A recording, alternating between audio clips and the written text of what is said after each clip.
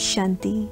बाबा ने कहा, बच्चे, बाबा तो बच्चों के ऊपर ज्ञान, गुण, शक्तियों की वर्षा कर रहा है, परंतु जिन बच्चों ने अपना बुद्धि योग बाप के साथ जोड़ा हुआ है, वो बाप के वर्षे को अपना बना पावरफुल बनते जा रहे हैं।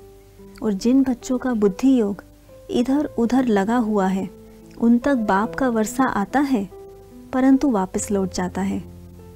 देखो बच्चे, जिन बच्चों को बाप के ज्ञान रत्नों का महत्व है, वो तो बाप से अपना पूरा वर्षा ले स्वयं को बहुमूल्य अर्थात विश्व का महाराजा बना रहे हैं।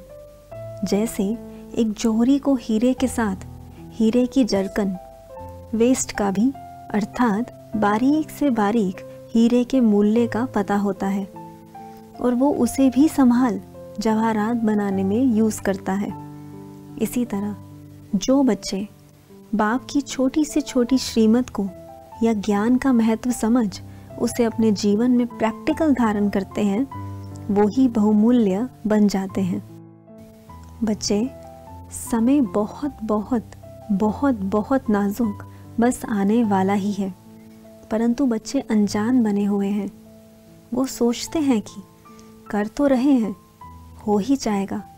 सब कुछ छोड़ना अर्थात त्याग करना तो मुश्किल है, अर्थात उन्हें बाप पर निश्चय नहीं है, इसलिए वो बच्चे समर्पण बुद्धि नहीं बन पाते। समर्पण अर्थात त्याग, और त्याग से ही भाग्य है। जो इस समय 100% बाप की श्रीमत पर चलने का अटेंशन दे रहे हैं, उन बच्चों की जिम्मेवारी बाप लेता है।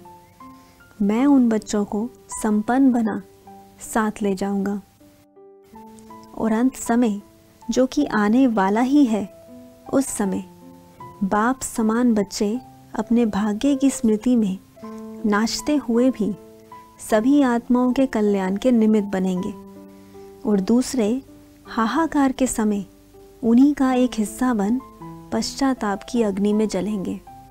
बाबा के अंदर बच्चों के प्रति अत्यधिक रहम है, पर करना तो आप बच्चों को ही पड़ेगा ना। बाप की समझाने के महत्व को समझो।